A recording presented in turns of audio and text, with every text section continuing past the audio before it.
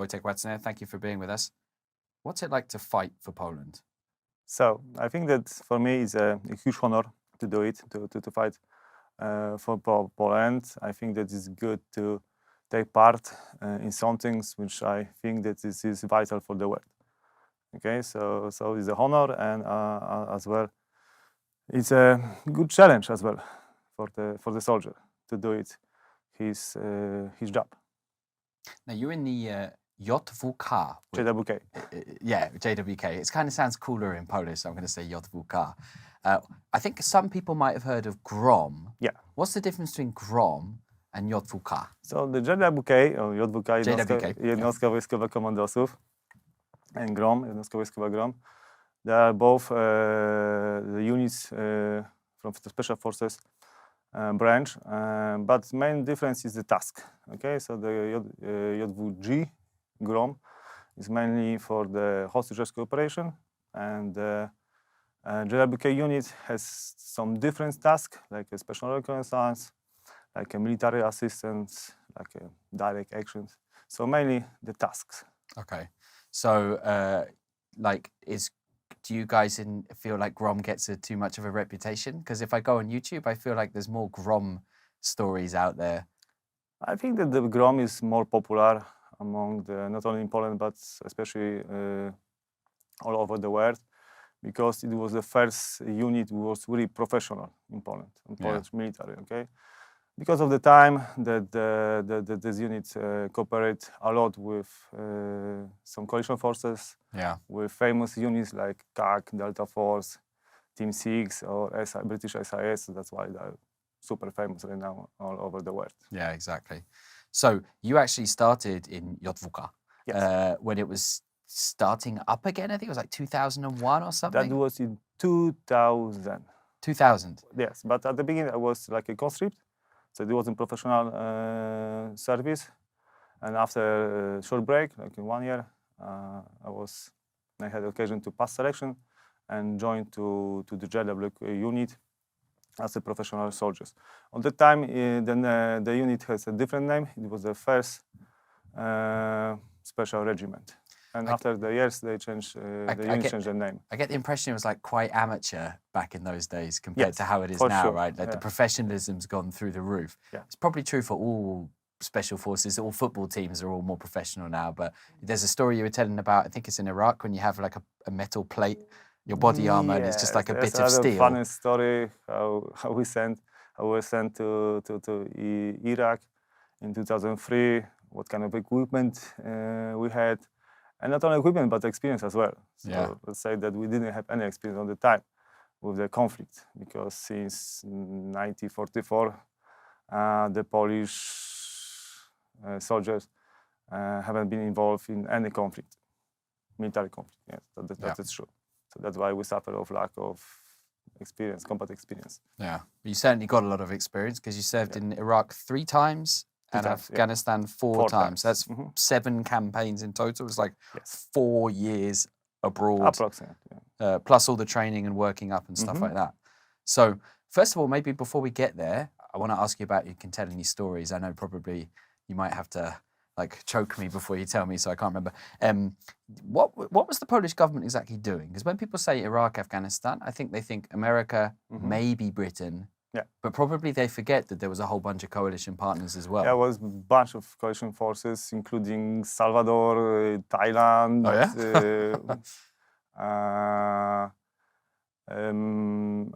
Uzbekistan, Georgia, so out of, let's say, exotic even country for us.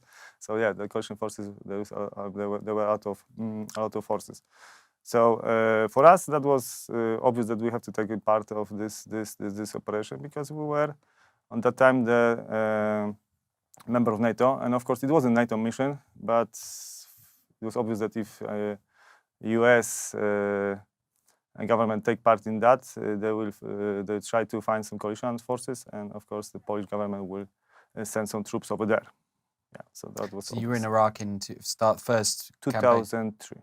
And I think the security situation was already pretty bad at that point, wasn't it? Yes, it was pretty bad, because let's say that after a year of the mission, I think that the the citizens from Iraq, they have some imagination about how it should look like, and after that they were a little bit disappointed, and as well they have the time for organize again, especially the bad guys.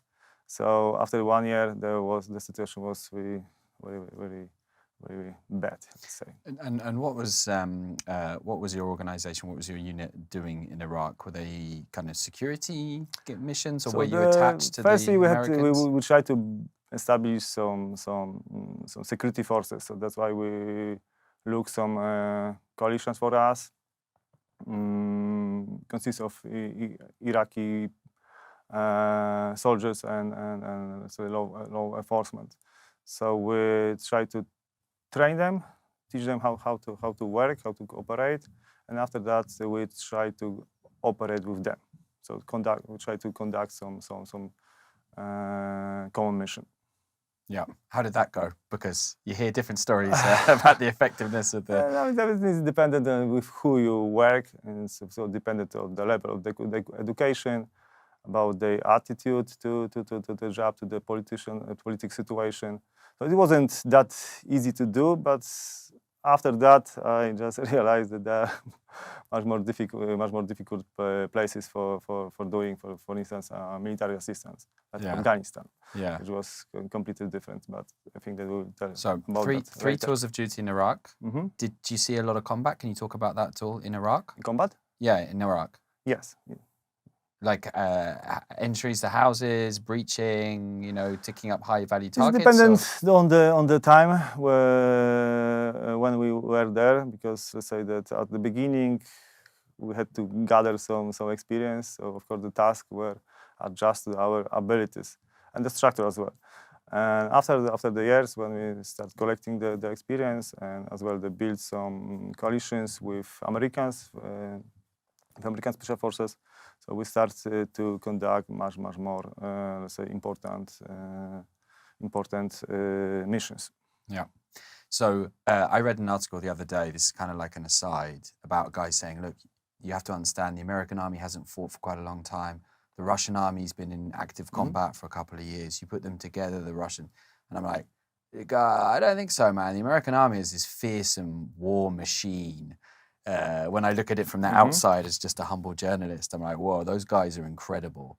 Is that your perception of the American army? I think that the biggest advantage of American army, let's say, is the system. They've got the good system which works. Okay, so they've got the techniques, they've got procedures, and they have the tactic. Okay, so all of that causes that they're efficient, quite efficient. Okay, let's move on to Afghanistan then. So 3 tours back-to-back of Iraq, and then your unit is sent to Afghanistan. Completely different culture, climate, security situation. What did those missions look like?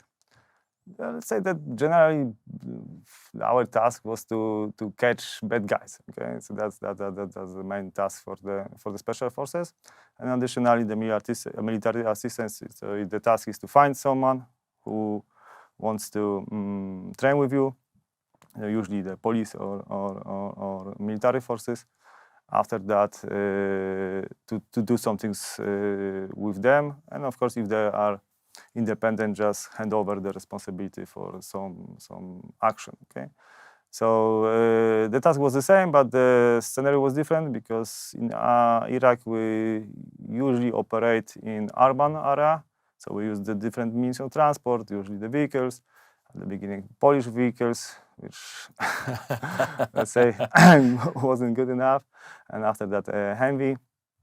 And Afghanistan, because of different scenario, usually villages, rural area, we use the helicopters, choppers.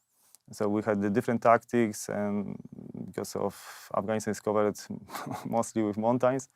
Yes. So we had to operate as well in this area. Can you tell us any stories maybe of any missions from Afghanistan that you can share with us about what it actually looked like? I had a lot of, let's say, stories. Some of them are even funny, maybe more of them, because always during the operation something happened which was unplanned. So yes, for sure, I can tell you the story about the one mission in 2018 when I was, let's say, a little bit more experienced soldier than in the past.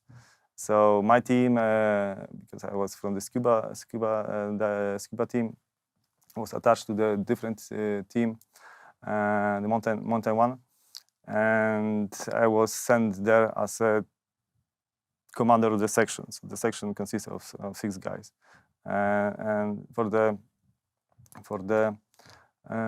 charging of the group, there was sent just, let's say, green officer without combat experience, but good guy, very good guy, and he finished the basic course a year before, and I was the instructor on this course as well, so we know each other pretty well.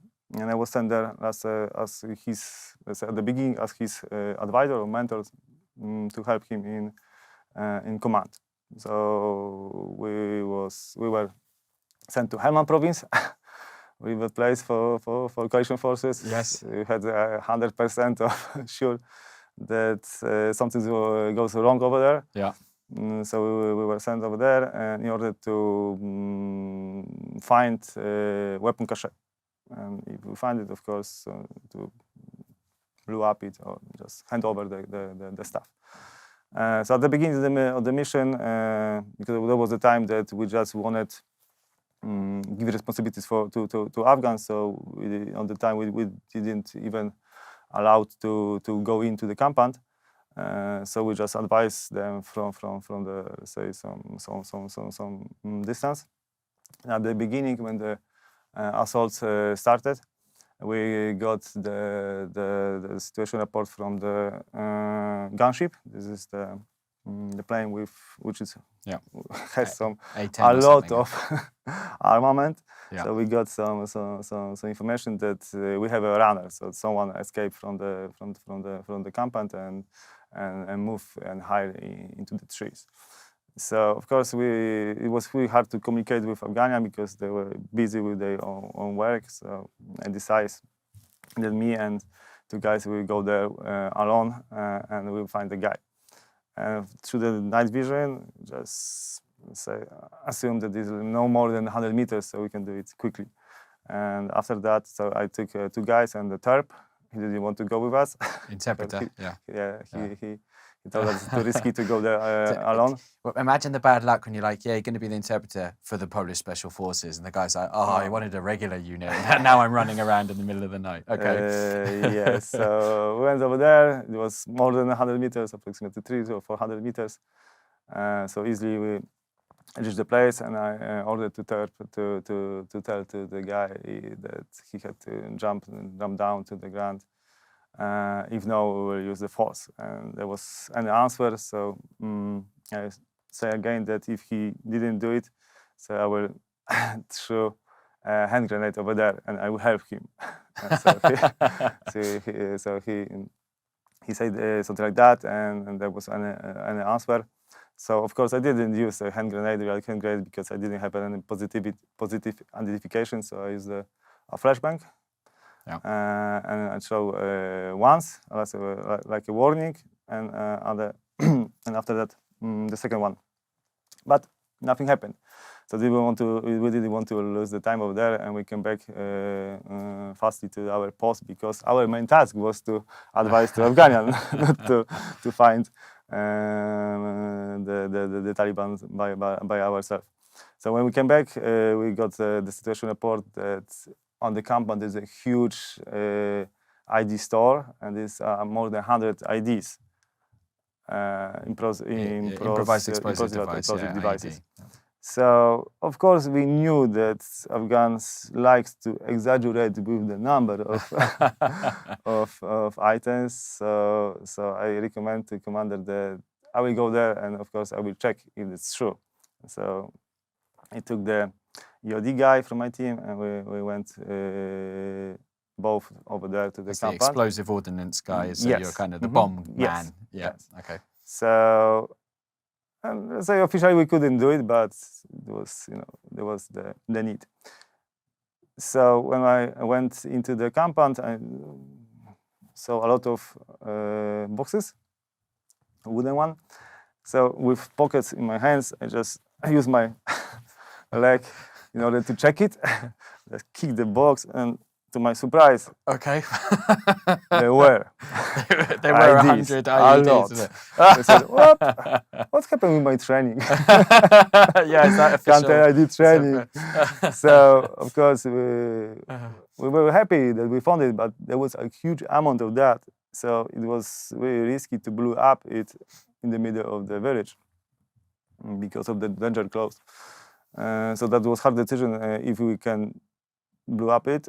We couldn't take it out because there was lack of time, because it was 2 hours the helicopters has to pick up us from the landing zone. And so that was the decision, if we can blow up it or no, I will just leave it. So it was pointless for me that we can leave it because there was our purpose of our mission to be here and find it. So I recommend to commander that we will take the risk and we blew up everything on this village. And we did it. We did it. So there was a huge explosion. We took a lot of stuff from the compound, the communication stuff, the SPG, this kind of Russian grenade launcher, a lot of machine guns, a lot of equipment which was taken from the Afghan policemen. Okay, yeah. So we hand over this stuff, and after that, when we came back to our base, the commander asked me if there were any collateral damage. I said no. We checked it, and everything was okay. Was okay, and we had some pictures from the satellite from the gunship. So there was any collateral damage, and the mission after the results was announced like a huge success on the strategic level, because we hand over a lot of communications radio communication, which were used to communicate between the Afghan police. So if they had this radio, they could easily listen the message between the policemen with the location, channels. Yes, something like that. Okay. Yeah, so that was a huge success for us. 100 IEDs off the roads is a great success as well, right? As well. So probably we save a lot of human lives. And additionally, what I talk about the short story with the hand grenades, that the Afghans asked me on after action review what we did, that they heard some noise, and I told them some things that there was a threat, and we just eliminated without any details. So after the couple of days, I heard the rumors about the very brave 3 Polish special forces guys who just went through the minefield planted with a lot of IDs, and they probably killed a lot of Taliban with hand grenades.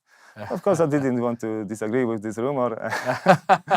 That's a fun story as well, which, as I say, was connected with this mission. When you take soldiers and they come together, the stories get a little bit wilder each time, like that, right? Yes. Well, we are strapped for time, alas. I have a feeling we need to do an episode 2 at some point in the future and get some more stories there. I wonder, given Polish history, and your unit is attached to the battalions that fought in the Warsaw Uprising and stuff, and how does Polish history sit in the minds of Polish soldiers today? Like, you don't want to dishonor the men and women who fought in the Warsaw Uprising, for example, or the Second World War, or the Cichociemni, because it does feel like Poland remembers its heroes really, really well. Is that true for soldiers as well?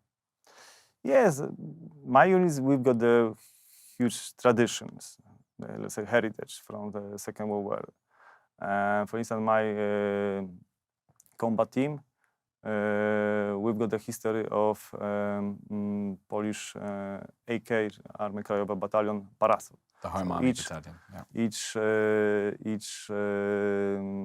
combat squadron or support squadron has their own traditions, which are from the past. So yes, we really like to be proud of that. The fact that we are like a next,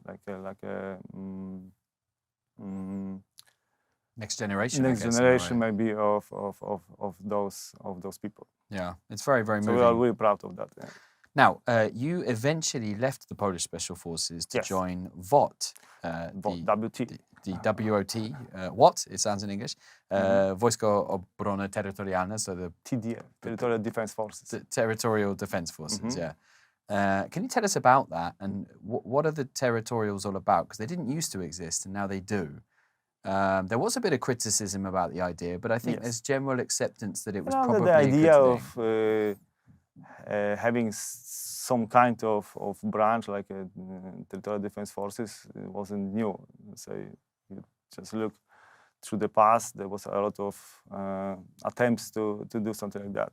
And let's say that more than approximately 10 years ago, it was close to do it, and right now we've got this kind of branch in our military. Yeah. Now you also studied, I believe, higher education, national security, amongst other things as well. So you've done quite a lot of further education. Should the average Polish person be slightly worried about the situation between Russia and Ukraine, which is just across the border? It's easy to say right now that we live in really tense time, and not only taking into consideration the conflict which is abroad, nearby us, I mean, Ukrainian and Russian, but as well if you take into consideration what's going on right now, Palestinian and Israel, Iran, Taiwan, Korea, China. So let's say that there's a lot of conflict right now and a lot of war. So yes, I think that we have to be aware, okay, on the fact that this war, which is closer or farther from us, can split over through the whole world, and we have to be prepared for that. Because in one sense, it's like, well, Poland's never really been richer than it is now. It's certainly very safe. You walk the streets. It's also a member of NATO. So it's kind of like, doesn't really get much safer than being in NATO. Being, the member of NATO is always pros and cons, because of Article 5. Yeah. Which stands that if any country of the NATO member will be attacked, all countries has to help him. And if you take in consideration that not only Poland is nearby the Ukraine, but as well different countries which can be easily, let's say, attacked or provoked to do some things, that's completely changed the situation. It's not necessity to be attacked by Russian concerning Poland, but also if any different country will be attacked, for example, we have to react as well. The Baltic states might have little green men appear on their border in the future. Okay, let's turn to targets creators then, because you're wearing the T-shirt. Yes, proudly. What a lovely quality T-shirt, by the way. Thank you very much. Wish I could have one of those, but it's like a special one for certain people. Maybe we will see. Yeah, probably very unlikely. But can you tell us what Targets Creators is? You're a part owner of Targets Creators. That was a time in my career when I had to decide what next. If I will stay in army and I will climb and will be promoted to the higher ranks, or I would like to do something different. Okay, and me and my friends from the JLBK unit, we decide that maybe it's a good time to start something new. So we talk about that a lot, and finally we decide that we want to finish our career in military and start to do what we like to do. I mean, the shooting and tactics. So we try to set up our own business, and we set up a training company which provides some military, let's say, training and tactical shooting, not only for the military and enforcement, but as well for the civilian. Yeah. So the head of the Target Creators is, of course, me and my 2 colleagues from the duty. They are former officer, Yes. majors, and they were as well my commanders when I was in the WK unit. So we've got the company, and as I said, we provide a lot of trainings. And here I should declare an interest. I have actually shot some guns with Wojciech. It's a pretty cool experience, and you start to realize that you know absolutely nothing to someone who's been like 18 years in the army. Yeah, 18? 20. That's quite a long time. Now, people hearing this are going to go, what? You can shoot in Poland? I think a lot of people don't realize that actually you can own guns, you can own many guns. Yes, you can shoot in Poland legally on some ways. Of course, you can be obliged to have the license for having the gun, or if you don't have it, you can take part in some training which are organized by the companies like our. And of course, we can teach the people how to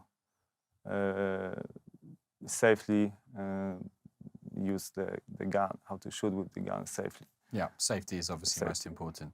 But it's not just standing in a room like it is with most places, shooting range for an hour. You're talking about running and gunning a little bit, you know, going into a building and kind of movement and teamwork and things like that. It's a little bit more complex. Yes, so you can shoot in Poland in some ways, like a sportsman, or maybe a little bit different way. We call this sport tac. So it is like a compilation of some sports techniques and tactical as well. Of course, we base on Special Forces standards, not procedures, but standards. So everything has to be safe, and you have to be aware what you do. Okay, so you have to know how it works and how to use it in some particular situation. Obviously, there are other companies, so we're not just promoting Targets Creators. But so if I was foreign, thinking about shooting in Poland, I could actually go and do that rather than just go to a shooting range, because it's quite popular for, you know, stag do's and you know, parties of people to come and go to a shooting range for an hour. For me, it's a little boring. You know, it's like shooting at paper. And you change different guns, and then it's you know, kind of a bit boring, right? This is quite a lot more exciting because it's more demanding. Because the action is, let's say, a little bit faster over there. So it's a lot to do, a lot of thinking, a lot of manual, which you have to do in order to hit the target finally. Now, most of the people in Targets Creators are Polish people. You've got some crazy random foreigners. Our mutual friend Dan, for example. A couple of them, Article 85 of the Polish Constitution is that every citizen is obliged to defend their country. Do you think that the average Polish citizen should know how to use a weapon? Yes, for sure. For sure, especially because right now in Poland we don't have something like conscription. So that like in the past that all men had to go for some time for the military training. Right now we don't have it, so it means that we suffer of lack of reserves. So that's why people had to, in my opinion, of course, have to know how to use the weapon, because after, if something will be wrong, and for instance there will be some conflict on our territory, all men will be, let's say, even forced to join the military. Yeah, and like it's it was in their Ukraine, own right? business or interest to know how to use the main tool, which is carabine. You don't want to be the only guy in the trench who knows how to use a weapon, that's for sure. Yeah. Well, Wojciech Łasuch, I wish we could have had more time. Our episode is coming to the end. I know, perhaps we'll have to do an episode 2. You want to come back for episode 2? For sure. For sure. All right, we'll have more stories, more tales, more analysis of Poland's geopolitical position. That was Wojciech Łasuch, codename Łasuch, from Targets Creators. All you have to do is Google them and you can find them out. They do some pretty cool stuff as well, and their social media is pretty good as well. If you look closely, you might even see my ugly face. Well, we've never had a genuine, real Polish hero in the room, other than having interviews with famous Polish people from all around the world, including amazing Polish heroes like Warsaw Uprising fighters and the historians who documented their lives. But one thing's for sure, we got just a little bit closer to the heart of Poland. We're coming to the end of our year of interviews with fascinating people about the fascinating country of Poland. But you know what you need to do next. First of all, you can share this episode with anyone who's interested in the country of Poland. I think you need to be writing underneath this episode that you want to see part 2 with Wojciech, because there's plenty more to come from him. And of course, you can go back and look at our back catalogue wherever you consume The Heart of Poland, which is on thefirstnews.com, the premier English language source for news about the amazing country of Poland.